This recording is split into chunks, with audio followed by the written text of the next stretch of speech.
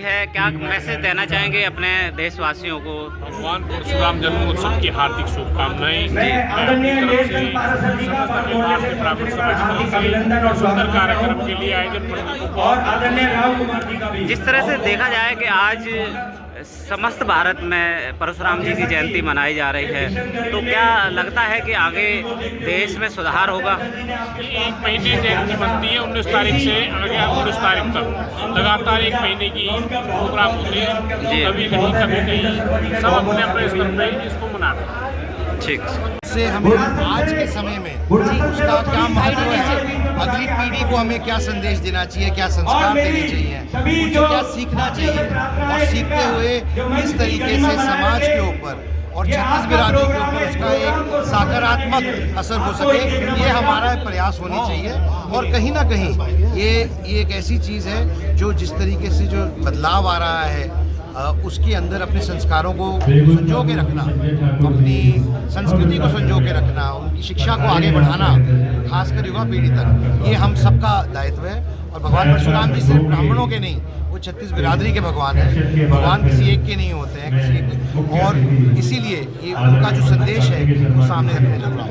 Sir, एक question और, राघव चड्ढा जी ने बीजेपी ज्वाइन की है, क्या कहेंगे आम आदमी पार्टी छोड़कर बीजेपी? उनका स्वागत है जी। और राघव चड्ढा जी ने और विपक्ष की कई बहुत सी पार्टी और बहुत से सांसद हैं जो दिली दिल में माननीय मोदी जी से प्रभावित हैं और उनकी सोच माननीय मोदी जी से देश के प्रति जो उनकी समर्पण है उससे वो वाकिफ़ रखते हैं।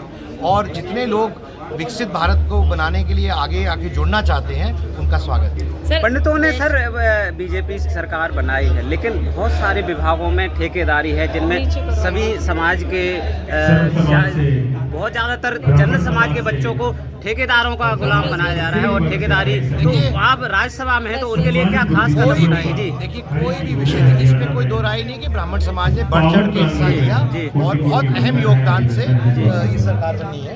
और इसके साथ साथ मैं ये भी कहना चाहता हूँ कि जबकि किसी एक जाति विशेष या समाज के हेतु ये कहना कि वो सही नहीं है या गलत है, बिल्कुल उचित नहीं है, अनुचित है। अगर कोई भी त्रुटि पाई जाएगी ऐसी, उसमें कार्रवाई करेंगे। ठीक है। परशुराम जयंती है जिस तरह से आज पूरे देश में मनाई जा रही है। जी, परशुराम जी तो भगवान के प्रतीक हैं और भगवान के प्रति समर्पण होना, उनकी आस्था होना सभी समाज के लिए उनका एक उत्तरदायी जिम्मेदारी है। तो जो लोग भगवान परशुराम को लेकर चलते हैं तो शायद सनातन संस्कृति को जीवित रखने में उनका बहुत बड़ा हाथ है। एक बात करें इस अवसर पर, जैसे उन्होंने समस्त देश को बचाने के लिए कई बार खुद हथियार उठाया है, और जिस तरह से आज पूंजीवाद स्थापित किया जा रहा है, जिस तरह से आज महिलाओं को भी कहीं ना कहीं अधिकार मिल पा रहे हैं और वहाँ पर पूंजीवाद स्थापित किया जा रहा है, उसके लिए क्या खास कदम रहेगा समाज की तरफ से? क्योंकि सभी विभागों में बच्चे ठेकेदारों के गुलाम बनाए जा रहे हैं, तो क्या उसमें भी कुछ रहेगा या ऐसे ही चलता रहेगा? ये तो विशेष का अपना सोच है। जहाँ तक पूंजीवाद की बात है तो समाज के हित में तो नहीं है। एक समाज उन्नति कर रहा है, दूसरा समाज अवनति कर रहा है। जब तक समाज को एक साथ लेकर नहीं चलेगा तब तक शायद भारत के विकास की कल्पना अधूरी रहेगी। भगवान परशुराम जी का जन्मोत्सव है। सभी से यही कहेंगे कि अपने देश और समाज को आगे बढ़ाने के लिए सनातन का साथ दें, अपने देश को जितना हो सके समय दें, सनातन को समय दें। और भगवान परशुराम जी ने जो हमें अपने जो कार्य सौंपे हैं, जो राह दिखाई है, उस राह पे चले और देश को। उन्होंने मुझे एक ऐसी सलाह दी कि ये प्रोग्राम ब्राह्मण समाज का ना हो कि छत्तीस बिरादरियों का हो, तो उसी पर इनका आदेश मानते हुए ये प्रोग्राम किया जा रहा है। तो आगे भी ये भगवान विष्णु के छठे अवतार अजर अमर अविनाशी भगवान परशुराम जी के चरणों में नमन करता हूँ। परम श्रद्धेय मंच पर आसीन सभी विप्र बंधुओं के चरणों में नमन करता हूँ और मेरे सामने बैठे हुए अति सम्मानित साथियों को वंदन करता हूँ। जो भरा नहीं है भावों से, जो भरा नहीं है भावों से, बहती जिसमें रसधार नहीं, वो हृदय नहीं है पत्थर है जिसमें भाईचारा और प्यार नहीं। आज भगवान भगवान परशुराम जी की ये जयंती, इस तरह से भाईचारे को कायम करने के लिए भाई सभी साथियों ने मिलकर के सहयोग किया है, वो बड़ा सराहनीय है। हम सबको भाईचारे से रहना है, एकत्रित रहना है। क्यों कि बिना एकत्र रहे आपको कोई पूछने वाला नहीं। संघे शक्ति कलयुगे, कलयुग में अगर किसी की पूछ होती है, किसी का सम्मान होता है, तो उसी का होता है जिसके पास संगठन होता है। संगठन एक ऐसी शक्ति है जो बड़े से बड़े दिग्गजों को भी हिला देती है। मैं कहता हूं कश्मीर से कन्याकुमारी तक, अटक से कटक तक जितने भी ब्राह्मण भाई हैं वो सब हमारे भाई हैं। वो किसी भी स्टेट का हो, किसी भी भाषा को बोलने वाला हो, किसी भी संप्रदाय को मानने वाला हो, ब्राह्मण है चाहे वो गरीब है, चाहे वो अमीर है, वो ब्राह्मण है, हमारा साथी है, हमारा भाई है। हमें उसको साथ लेकर के चलना है। जागो, जागो है ब्राह्मणों, जागो, उठो, चलो हम सब मिल करके एक अलग जगाते हैं। हर ब्राह्मण के दरवाजे पर जाकर के उस ब्राह्मण के स्वाभिमान और उस ब्राह्मण की ताकत को बताते हैं। जिस दिन ये ब्राह्मण अपने स्वाभिमान को पहचान जाएगा, अपनी ताकत को पहचान जाएगा, उस दिन ये एक हो जाएगा। हमारे यहाँ आदरणीय मदन मोहन मालवीय जी ने 1939 में, जब तक देश आजाद नहीं हुआ था, एक ब्राह्मण समाज का गठन किया था, अखिल भारतवर्षीय ब्राह्मण महासभा। और किस लिए किया था?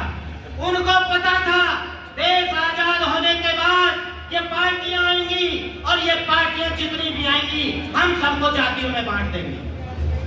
हमको जातियों में बांटने का काम ये पार्टियां करती है, चाहे वो कोई भी पार्टी हो।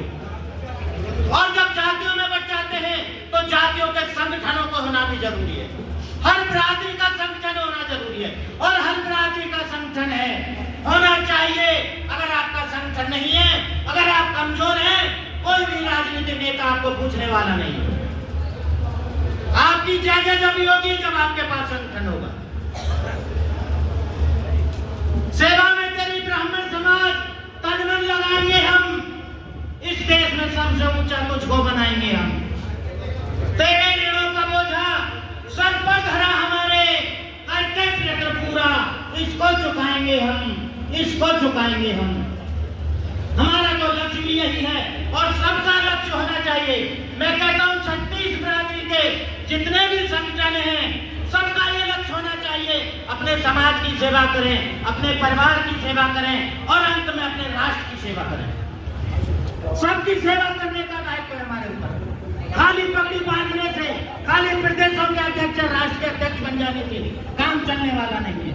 हमको ब्राह्मणों को जगाना होगा, हमको ब्राह्मणों को वो ताकत देनी होगी। इस तरह से करेंगी तो आज ये जो एक नई तलवार हमारे ऊपर रख दी है, जिसका नाम है यूजीसी।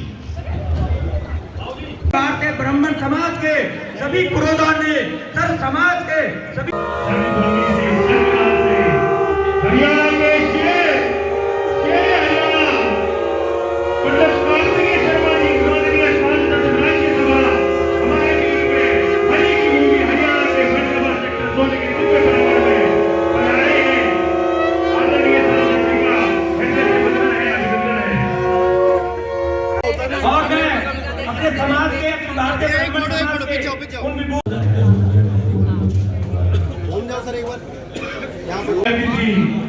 परम आदरणीय